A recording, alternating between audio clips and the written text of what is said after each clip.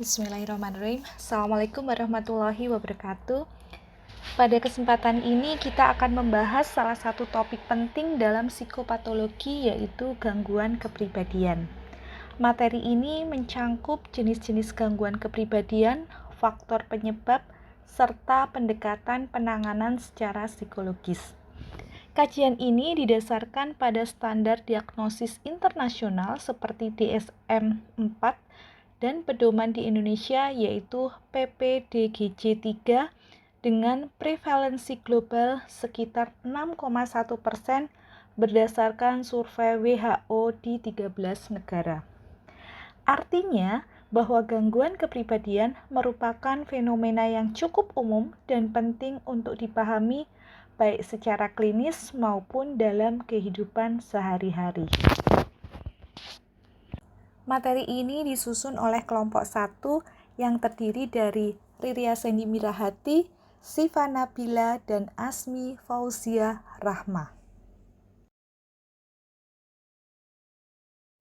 Gangguan kepribadian adalah pola pengalaman batin dan perilaku yang menetap, tidak fleksibel, serta menyimpang dari norma budaya. Pola ini menyebabkan gangguan dalam fungsi sosial dan kehidupan sehari-hari. Ada 3 karakteristik utama yang perlu dipahami. Yang pertama ada ego-syntonik, artinya bahwa individu menganggap perilakunya sebagai sesuatu yang normal dan bagian dari dirinya sehingga tidak merasa bermasalah. Kemudian yang kedua, pola ini bersifat menetap dan pervasif, biasanya mulai sejak masa kanak-kanak atau remaja, lalu berlanjut dalam jangka yang panjang. Kemudian yang ketiga, penderita jarang mencari bantuan sendiri, justru seringkali mereka dibawa oleh keluarga atau lingkungan karena dampak perilakunya. Diagnosis gangguan ini menggunakan standar DSM-4 secara internasional dan PPDGJ3 di Indonesia.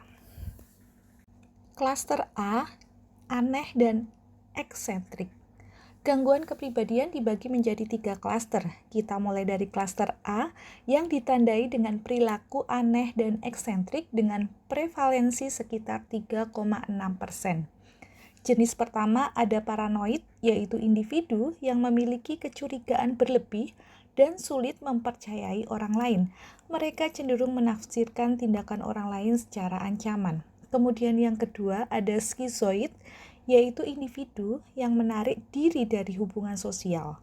Mereka tampak datar secara emosional dan lebih nyaman menyendiri. Kemudian yang ketiga ada psikotipal, yang ditandai dengan pola pikir aneh seperti kepercayaan ganjil atau magical thinking. Mereka juga sering merasa bahwa kejadian di sekitar berkaitan langsung dengan dirinya. Kemudian ada klaster B, yaitu dramatis dan emosional. Klaster B ditandai dengan perilaku yang dramatis, emosional, dan tidak stabil dengan prevalensi sekitar 1,5%. Pertama ada antisosial, di mana individu yang sering melanggar norma dan hak orang lain, cenderung manipulatif dan tidak memiliki rasa bersalah. Kemudian yang kedua ada borderline personality disorder yang ditandai dengan ketidakstabilan emosi, identitas diri, dan hubungan interpersonal. Individu ini rentan mengalami depresi dan perilaku menyakiti diri. Kemudian yang ketiga ada histrionik, yaitu individu yang selalu ingin menjadi pusat perhatian dengan emosi yang mudah berubah dan perilaku yang cenderung dramatis. Klaster C ada cemas dan penakut. Klaster C berhubungan dengan kecemasan dan ketakutan dengan prevalensi sekitar 2,7%.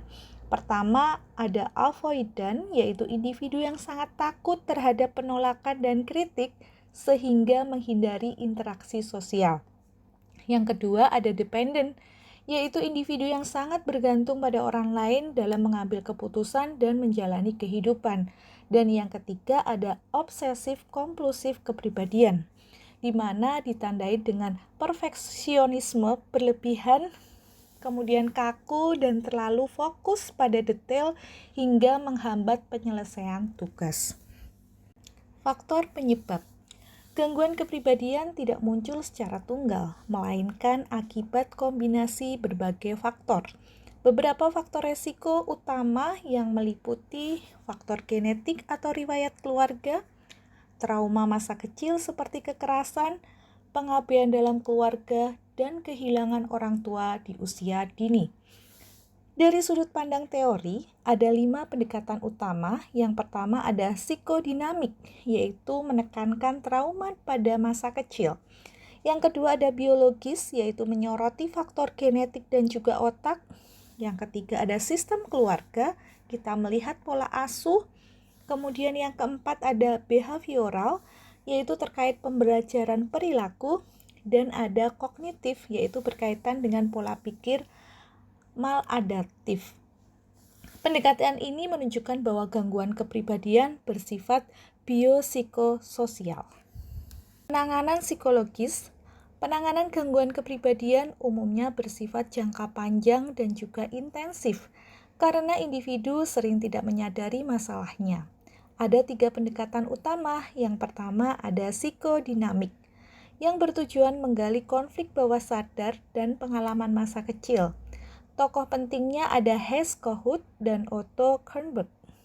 Yang kedua ada CBT atau Cognitive Behavioral Therapy yang berfokus pada perubahan pola pikir dan perilaku yang maladaptif.